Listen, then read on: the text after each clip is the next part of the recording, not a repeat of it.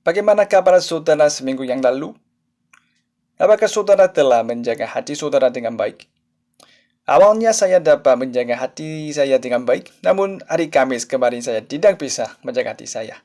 Hari itu saya sedang menyetir hendak pergi ke suatu tempat. Akan tetapi ada sebuah mobil yang menempel dan mengikuti mobil saya dari belakang. Selazimnya mobil tersebut tidak boleh melakukan hal tersebut. Hampir saja terjadi kecelakaan. Saya kaget sekali dan mulai marah-marah. Jadi saya mencoba mengejar mobil dan berteriak keras-keras. Untungnya saya tidak melakukan itu, tetapi saya terus marah. Hari Rabu kemarin ada pemilihan umum parlemen di Korea Selatan. Di Korea Selatan ada dua partai besar. Hubungan antar keduanya tidaklah baik. Oleh sebab itu, mereka saling melemparkan ucapan yang tidak bagus. Memang sedari awal politik itu berisik, saya selalu menyayangkan hal ini. Orang-orang Kristen yang mendukung salah satu partai politik saling menyalahkan, memfitnah, dan mengutuk satu sama lain karena alasan politik. Mereka menyoroti kelemahan masing-masing sehingga membesar-besarkannya karena mereka tahu kelemahan masing-masing. Mereka semua berpikir dapat meninggikan suara mereka untuk tujuan yang kudus, namun cara yang mereka gunakan bukanlah cara yang dapat menyenangkan hati Tuhan. Kebencian, kebohongan, dan hal yang dilebih-lebihkan ini merajalela di antara satu dengan yang lain. Hal yang paling serius adalah ideologi politik berada lebih tinggi dibanding firman Tuhan. Orang yang menyebut dirinya Kristen tidak menggunakan Alkitab sebagai standar hidupnya, melainkan dengan ideologi politik. Kalau ideologi ini tidak benar, maka mereka akan saling menyumpahi.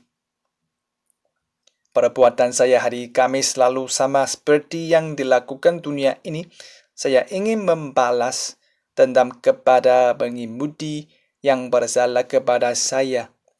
Selain itu, orang Kristen yang mengangkat kebencian dengan menggunakan ideologi politik sebagai standar absolut juga hanya memikirkan milik bumi ini. Pasal kita hari ini menyuruh kita untuk memikirkan perkara yang di atas dan bukan yang ada di bumi ini. Kalau kita melihat bagian akhir Kolose pasal 3, di sana tertulis apa saja milik dunia dan milik surga. Segala sesuatu milik dunia ini ada di ayat ke-5 dan ke-8. Percabulan, kenajisan, hawa nafsu, nafsu jahat dan juga keserakahan, marah, geram, kejahatan, fitnah dan kata-kata kotor yang keluar dari mulutmu serta yang lain-lain. Banyak hal yang seringkali membuat kita terjatuh. Ada orang yang tidak bisa menang dari percabulan sehingga sering terjatuh padanya. Ada orang yang terjatuh karena marah. Ada pula orang yang terjatuh karena memfitnah. Semuanya ini adalah milik bumi ini. Sedangkan milik surga tertuang pada ayat 12 sampai 17. Belas kasihan, kemurahan, kerendahan hati, kelemah lembutan, kesabaran, pengampunan, kasih, damai sejahtera Kristus, bersyukur, perkataan Kristus, puji-pujian, nyanyian rohani. Lakukanlah semuanya itu dalam nama Tuhan Yesus. Semuanya ini adalah milik surga. Hal-hal yang sangat berharga. Ada hal yang harus kita ingat. Sesungguhnya milik surga tidaklah bersifat abstrak dan ada hubungannya dengan hidup kita. Milik surga sangatlah realistis. Saat saya marah-marah kepada pengemudi itu, saya teringat dengan Yesus. Saya tidak bisa melakukan balas dendam dan tidak bisa melakukan apa-apa. Saya bertekad untuk memaafkan orang tersebut.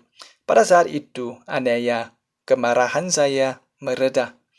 Begitu saya mencari milik surga, neraka berubah menjadi surga. Milik surga turun dari atas kemudian terwujud di bumi. Milik surga sangatlah realistis. Milik surga terhubung dekat dengan kita yang tinggal di bumi. Tertulis di Matius 18 ayat 18. Aku berkata kepadamu, sesungguhnya apa yang kamu ikat di dunia ini akan terikat di surga, dan apa yang kamu lepaskan di dunia ini akan terlepas di surga.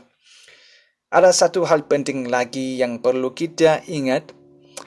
Faktanya adalah kemampuan kita memiliki hubungan dengan keberadaan kita.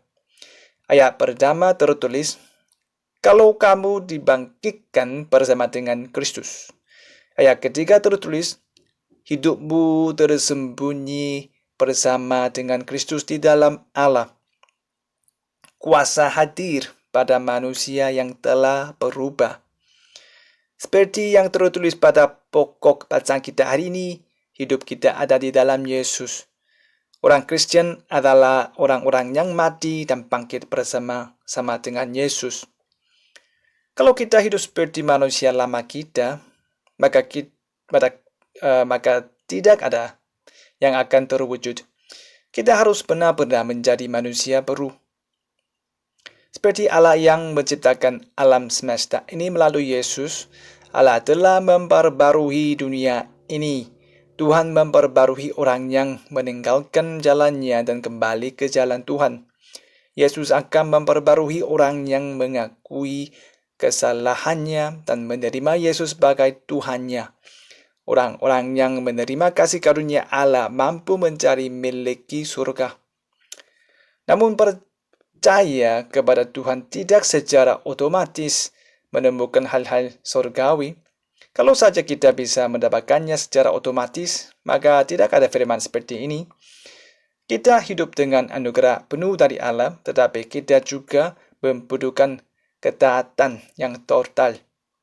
Filipi 2 ayat 12 sampai 13. Hai saudara-saudaraku yang kekasih, kamu senantiasa taat. Karena itu tetaplah kerjakan keselamatanmu dengan takut dan gentar. Bukan saja seperti waktu aku masih hadir, tetapi terlebih pula sekarang waktu aku tidak hadir. Karena Allah lah yang mengerjakan di dalam kamu baik kemauan maupun pekerjaan menurut kerelaannya. Hal-hal yang luar biasa akan terjadi di dunia ini terhadap orang yang mencari milik surga, orang yang memikirkan milik surga. Walaupun mata kita hanya dapat melihat milik dunia ini saja, namun kita harus sadar bahwa alam roh itu ada. Kita harus percaya bahwa milik surga yang tidak terlihat itu benar-benar nyata. Kita perlu memiliki daya khayal yang kudus. Pandangan kita akan sempit kalau hanya memikirkan milik dunia ini. Kita perlu memiliki keberanian dalam iman. Lihatlah surga, carilah milik surga, pikirkanlah hal-hal surgawi. Jalan itu adalah jalan keselamatan dan jalan yang penuh sukacita. Orang yang seperti itu nantinya akan berada dalam kemuliaan Yesus saat Yesus datang yang kedua kalinya. Amin. Mari berdoa. Allah Bapa di surga, hidup kami ada di dalam-Mu, milik kami adalah milik-Mu. Tuntunlah kami untuk mencari dan memikirkan milik-Mu, milik surga saja, karena Engkau telah memperbarui kami. Wujudkanlah hal-hal yang indah dari surga di dalam kehidupan kami sehari-hari. Walaupun semua orang mengejar milik dunia ini, tuntunlah kami untuk berani hidup dengan iman. Di dalam nama Tuhan Yesus Kristus kami berdoa. Amin.